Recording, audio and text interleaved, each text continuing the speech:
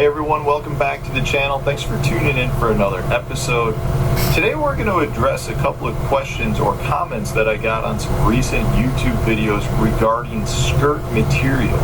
The questions had to do with, do I prefer rubber or silicone? What's the material that I like to make my skirts out of? Because as you know, I have a lot of skirt making material. I make skirts for everything from jigs to spinner baits to whatever it is that I can put a skirt on. I do like to add skirts. But the question regarding the material isn't necessarily as important to me as the thickness of the material. So what I mean by that is I will use lots of different materials. Flashabou, marabou, silicone, rubber, lots of different things. They all are a different type of material. But no matter what the material is, the thickness of that material will give you more difference in your skirt and your bait than just the different types of materials. Now that's my opinion, but I want to address this and kind of walk you through it. So most skirts are a standard silicone type skirt material. Like on this football head jig, you can see that they hang over the collar in a little bit of a fashion. They've got some strength to it so that it does stick out a little bit. This is a standard size skirt material. Now if I were to drop down to a finer size skirt material, so this again is just a silicone skirt. Let's see if I can compare it. So this is about half the thickness of a standard strand. And you can see how much more straight this one falls to the side. Now, because you have less material, the strands of skirt themselves do not stick out from the collar. So it's a much sleeker presentation than your standard skirt material. Now, if I went the other way and used the skirt material that was twice as thick, which you can buy, you'll see how much more action this has. Now see how much more that stands out to the side because the material is that much thicker. So if the material is thicker, what that means is your strands of skirt material are going to stick out further. And the reason this is important to me is there's several different things that this is going to do to your bait. Now, the first thing is it's going to slow your bait down on the fall. So if you have a thicker material that sticks out further to the side, it's kind of like putting wings out to the side. So when it falls, there's more material to create drag in the water. Therefore, you get a much slower presentation. If you go with a more thinner skirt material, this is going to fall much quicker, much more vertically because there's less resistance from the skirt. Your normal skirt collar will give it kind of a medium fall. You get some resistance, you still get some motion, but it's one of those things where you're going to have a middle of the road fall. So your thinner material will lead to a faster fall. Your thicker material leads to a slower fall. Now you also then have to counter that by saying, okay, well, I'll get more motion out of a thinner material. So depending on how you're working the bait, maybe if you're just stroking the bait, so you're trying to get, in this case, a jig higher up off the bottom, you might want thinner material. And then when it falls quickly, you'll get a little bit more motion out of the skirt as it falls. Now if you want you go to the thicker one, a lot of time I like to use thicker skirt material during cold water periods where I'm really not trying to move my bait much. I'll drag a jig like this on the bottom, and a lot of times I'll dead stick it where I just let the bait sit there. But the skirt material is so thick, you get more motion out of it even when your bait's not moving. So with the thinner material, I need to impart the action into it. But once I create that movement of my bait, I'll generate more movement to the skirt.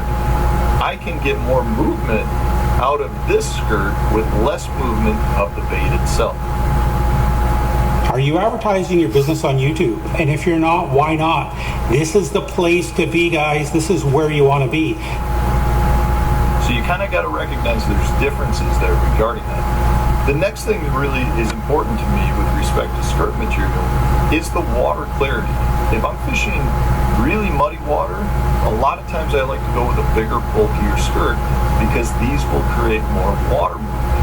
More water movement and dingy, muddy water means the fish have a better ability to track it because they can pick up the movement of the skirt better through their lateral lines, which allows them to find it. In clear water, I like to go with a very thin skirt material because I'm not looking for the fish to get a great idea as to where my bait is. I almost want to surprise them more versus trying to give them all kinds of different sounds and vibrations to track my bait. They can see it from a long distance away, so the better they can identify it, the better they can see it from further away, a lot of times means they're going to turn away from it because they recognize that it's not actually a food source. It's could be potentially an issue for them or a red flag for them. So from that standpoint, watercolor comes into the choice quite a bit as well. The last thing has to do with what I was saying before about how I'm working the bait. If I'm looking to impart a lot of action in my bait, or my bait already has things built into it that has a lot of action, so say if you're using a vibrating jig, the blade on the vibrating jig creates enough vibration where, to me, I would rather have that thinner skirt material because the thinner skirt material will actually move more. If I use a thicker skirt material on a vibrating jig, the thicker material will actually act as brakes to the bait. It'll actually want to hold the bait more in place and limit the amount of vibration. So a lot of times it really comes down to bait choice as well as to which material I want to use. But it's not simply just a question of which material do you like. For me, generally speaking, it's more about the thickness of the material or a combination of materials to achieve different things.